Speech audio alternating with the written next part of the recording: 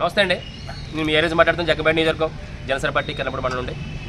After long time దాదాపు 7 నెలల తర్వాత ఎన్డీఏ ప్రభుత్వం ఏర్పడిన మొట్టమొదటి వీడియో, మొట్టమొదటి లైవ్.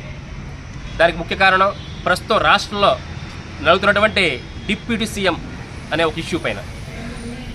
దీనిని చూస్తూ ఉంటే, ఈ ఇష్యూని జరుగుతున్నటువంటి పరిణామాలు చూస్తూ ఉంటే ఎన్డీఏ కూటమిలో ముఖ్యంగా కుంపట్లు పెట్టడానికి కొంతమంది తయారవుతున్నారా అనిపిస్తుంది. వైసీపీ వాళ్ళకి మన ఆహారం అవుతున్నామా అనిపిస్తుంది. ఈ విషయం ఖచ్చితంగా ఎన్డీఏ కూటమి, అది మన ప్రభుత్వం పెద్దలు కానీ తెలుగుదేశం పార్టీ పెద్దలు కానీ దీనిపైన ఖండించాలి. ఈ విషయం పైన ఏం త్వరగా ఆపమని చెప్పకపోతే ఖచ్చితంగా దీని మూల్యం గట్టిగానే మనందరం అంటే ఎన్డీఏ కూటమి, బీజేపీ, జనసేన, తెలుగుదేశం వాళ్ళందరూ కూడా దీని మూల్యం చెల్లించుకోవాల్సి వస్తుంది. విషయం ఏంటంటే డిప్యూటీ సీఎం నారా లోకేష్ గారికి ఇవ్వాలి. ఎస్, ఇవ్వండి, తప్పే ఉంది. ఆయన అర్హుడే. అట్ ద సేమ్ టైం 100కి 200% పవన్ కళ్యాణ్ గారు సీఎం కూడా అర్హుడే. సీఎంకి ఎలా అర్హుడు అనొచ్చు? 21కి 21 సీట్లు పోటీ చేసిన ప్రతి ఒక్క సీట్లు గెలవడం, 100% స్ట్రైక్ రేట్తో ఉండడం, ఒక రాష్ట్ర రాజకీయాన్ని తలకిందులు చేసి దేశ రాజకీయాల్లో కూడా కీలక నాయకత్వం వహిస్తూ ఎన్డీఏ కూటమి ఏర్పడడానికి ముఖ్య భూమికి పోషించినటువంటి వ్యక్తి, ఒక స్టేట్ పార్టీ అధ్యక్షుడు పవన్ కళ్యాణ్ గారికి ఒక సీఎం అయ్యే అర్హత పూర్తి స్థాయిలో ఉంది. దీన్ని ఎవరైనా కాదనగలరా? ఈ ఎన్డీఏ కూటమి ఏర్పడడానికి కారణం పవన్ కళ్యాణ్ గారని చెప్పి దాదాపు ప్రస్తుత ముఖ్యమంత్రి నారా చంద్రబాబు నాయుడు గారే పదే పచ్చాలు చెప్పడం జరిగింది.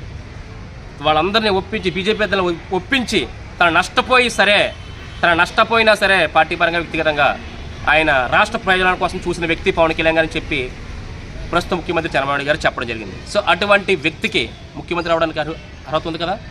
ఎస్, మేము అదే కోరుకుంటున్నాం. రాష్ట్ర ప్రజానికి కోట్లాది మంది పార్టీలకు అతీతంగా మా జన సైనికులే కాకుండా ఆయన ముఖ్యమంత్రి కావాలని కోరుకుంటారు. పవన్ కళ్యాణ్ గారు ముఖ్యమంత్రి కావాలని ఆల్రెడీ ఒక ముఖ్యమంత్రి ఉండగా, ఒక అనుభవజ్ఞుడు 4 టర్మ్ ముఖ్యమంత్రులు చేస్తున్న వ్యక్తి, రాష్ట్ర రాజకీయాల, దేశ రాజకీయాలని శాసించిన వ్యక్తి, గౌరవనీయులు శ్రీ నారా చంద్రబాబు నాయుడు గారు ముఖ్యమంత్రిగా ఉండగా మా చంద్రబాబు నాయుడు గారు ముఖ్యమంత్రి కావాలని మేము పబ్లిక్గా మాట్లాడితే ఏమాత్రం సమంజసం? మాకు ఆ మాత్రం విజ్ఞత మాకుంది. మీరు పదవిలో చేపట్టినటువంటి శ్రీబిలా గారు కావచ్చు, లేకపోతే కడప జిల్లా టీడీపీ అధ్యక్షుడు దాదాపు స్వయంగా ముఖ్యమంత్రి చంద్రబాబు నాయుడు గారి సమక్షంలోనే మాట్లాడడం, మాజీ ఎమ్మెల్యే ఇక్కడ వర్మ గారు మాట్లాడడం, మా అందరితో పోలిస్తే మీకు చాలా అనుభవం, చాలా విజ్ఞత ఉంటుంది అనుకుంటున్నాను. దీన్ని ఖచ్చితంగా దృష్టిలో పెట్టుకోండి. పవన్ కళ్యాణ్ గారు